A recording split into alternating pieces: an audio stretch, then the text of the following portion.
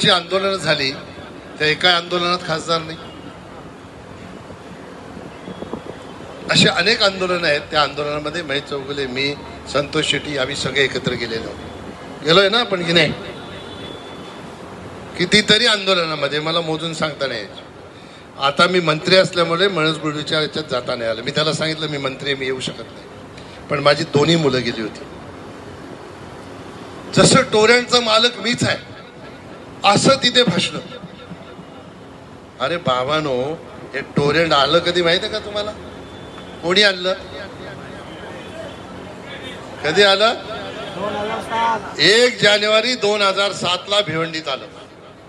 कोणाचं सरकार होतं आणि त्यांच्या सोबत कोण होते? राष्ट्रवादी. आता मी तुम्हाला सांगतो,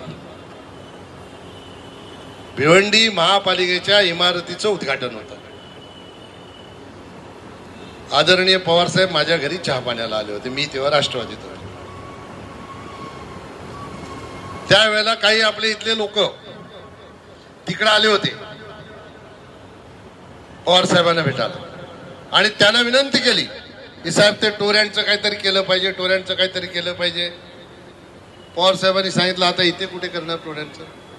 मला सांगितलं की कपिल तुम्ही उद्या यांना सगळ्यांना घेऊन सकाळी 9 वाजता माझ्या घरी या. मी त्यांना सांगितलं साहेब माझा रात्रीचं फ्लाईट आहे, मी लंडनला चाललो. ते बोलले ठीक आहे तुम्ही जा, यांना येऊ द्या, यांच्याबरोबर कोणाला तरी पाठवलं. आता जे गेले होते ना त्यांना जाऊन भेटा आणि विचारा, काय सांगितलं ना ते विचारा. ऐकून सुद्धा घेतलं नाही त्यांचं, ऐकून सुद्धा एक शब्द ऐकून घेतला नाही. करू शकत होते की नाही पवार साहेब? का नाही केलं? का आमच्या माथ्यावर मारता? आमचा काय संबंध? आम्ही आणले का टोऱ्या? नाही आम्ही आणले. राहील झालं भिवंडीचा आपण पुन्हा चर्चा करू. 11 मार्च 2020 कोणाचं सरकार होतं? हा, उद्धव ठाकरे. ठाणे जिल्ह्यामध्ये राष्ट्रवादीच्या माध्यमातून कोण मंत्री होते? इकडे येऊन जे भाषण करतात ना टोरेंटवर, त्यांच्याच कारकिर्दीत त्यांच्या विधानसभा क्षेत्रामध्ये 11 मार्च 2020 ला मुंबऱ्याला टोरंट आणण्याचं काम कोणी केलं? काँग्रेस, राष्ट्रवादी, जितेंद्र आव्हाड केलं की नाही केलं? काय संबंध आहे माझा? का मुंबऱ्याला पण टोरंट मी नेलं?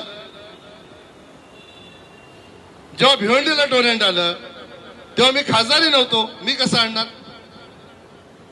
2007 ला मी कृषी सभापती होतो, जिल्हा परिषदला अध्यक्षही नव्हतो. मी 2009 ला जिल्हा परिषदला अध्यक्ष झालो आणि 2014 ला खासदार. मला आठवतंय जेव्हा